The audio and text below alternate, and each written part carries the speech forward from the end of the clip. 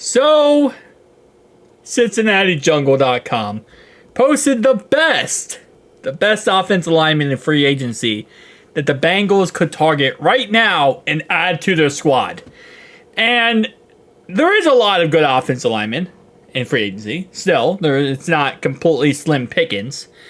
A lot of these guys are older. A lot of these guys, have problems, whether it's injury issues or maybe they're just not either good at run blocking. They might not be good at pass blocking. It's kind of ups and downs, right? Donovan Smith, 31 years old. He's an offensive tackle last year for the Chiefs. He struggled a lot last year. Pass blocking 60.3 overall, grade 55.4, 45.1 last year. Played 749 snaps. He allowed 2 sacks in the end, but let's be honest, it's because Mr. Donovan Smith played for the Chiefs, and the Chiefs are allowed to hold. So that kind of helps him out a lot. Well, last year, actually, the right tackle was allowed to jump a false start every single play and never got called on. With that being said, he played the majority of his career at left tackle last year, and it's not a bad option. We already know from Jackson Carman that some left tackles can't actually move the right tackle. There's like this thing where you would think it would be easier to play left tackle than right tackle, but some players can't play both. Jackson Carman's a good example of that. Jackson Carman is like a average left tackle, but he's awful at right tackle. And obviously, preseason week 1 game did not play good at left tackle. But nonetheless, though, I'm not really a fan of Donovan Smith. I'm not really a fan of picking him up or going at him after him here. He's not a bad option. He had a pretty good 2021 campaign with Tampa Bay. But since he's gone to the Chiefs, he's really not been that good. So I don't think we need to replace one issue with another issue, because this issue would cost a lot more money than our current issues. Left, I think this is, these all tackles? No, Cam Fleming's, he is a tackle. I thought he was a guard. Oh, he's a right tackle. I don't really think we have to target a right tackle right now, especially with Amarius Mims coming back to the team, most likely week 1 or week 2, and Trent Brown being the starter. I don't think we have to worry too much about that position. Honestly, if there's any position I really care about, would be potentially backup left tackle, depending on price tag. But then I would also care about guards. Guard and left tackle. That's what I would care about the most. I'm not really upset about the right tackle position, and I'm not really too interested in kind of going at it. If you get the guy cheap enough, absolutely, yeah, go get him, right? If it's cheap enough price, go get him.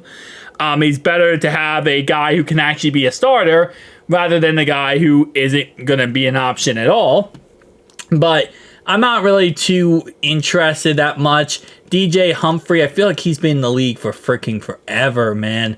All right, so this is all... Does it say tackles? Offensive linemen. So it doesn't say tackles, but so far, the first 3 guys are all offensive tackles. He played 920 snaps last year at left tackle. Again, I'm just not... Unless the price tag is good, I'm not interested. Jason Peters, no. We don't need a 42-year-old left tackle.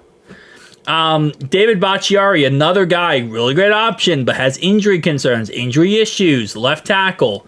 Billy Turner, I want to say here we go, experience at left tackle and right tackle, mostly played for the Jets. I'm good. DeJuan Brown, he's a right tackle, I know that for a fact. He is a left tackle, but he also played right tackle. Yeah, again, really great option, but we don't need a potential future Hall of Famer. We don't need to pick that up. We don't need to pick that up right now, okay? If you're going to pick up offensive line depth, cool. Pick up a guy who can play guard. We can also utilize a tackle. I don't really look at the free agency and say, I want to start. We don't need a starter. We have right tackle, Trent Brown, and then Amarius Mims. That's good right now. Obviously, stay healthy, Amarius Mims. That's important, but that's good right now. Left tackle position, we got Orlando Brown and then Jackson Carman. That's the problem right now. The second guy is the problem. Jackson Carman's the problem. We have Cody Ford. He can also play left tackle. He played right tackle today in preseason. Looked pretty damn good. I got to give him a lot of props for that. But I would like to get a better option than that. And I'd like to get some better option at a backup guard. Nate Gilliam did not look good today. Neither did Trey Hill. These are guys that I want to see more, maybe potential, like replacements for. Matt Lee looks really good. Put Matt Lee in there. So just offensive line depth in general. Obviously, any player for the most part, if they're better than what we have, and the price is right, almost every player is a yes. Okay. If you're like, hey, listen, Dwan Brown, he just wants a Super Bowl ring, okay? He just wanted to be a backup left tackle to Orlando Brown, and he just wants a ring. He just wants to get paid. He just wants a ring. He will take bare minimum payment. He doesn't care what the price tag is. He just wants a ring. Cool. Okay. No big deal. Join the squad, right? Pick him up, cut Jackson Carman, put him as a backup left tackle. I have no problem with that. If that's the case, do it.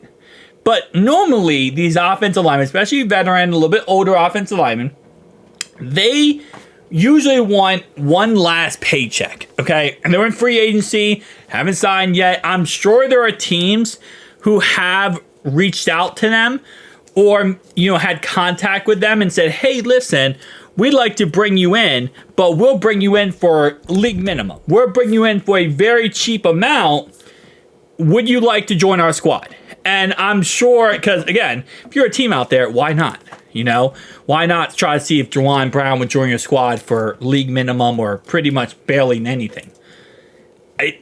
But at the same time, they're most likely going to say no.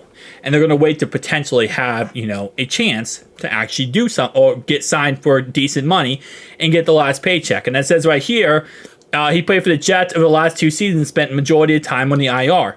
We don't need players who have injury concerns. Like you're saying, hey, here's the guys you can use to fix your guys who have injury problems.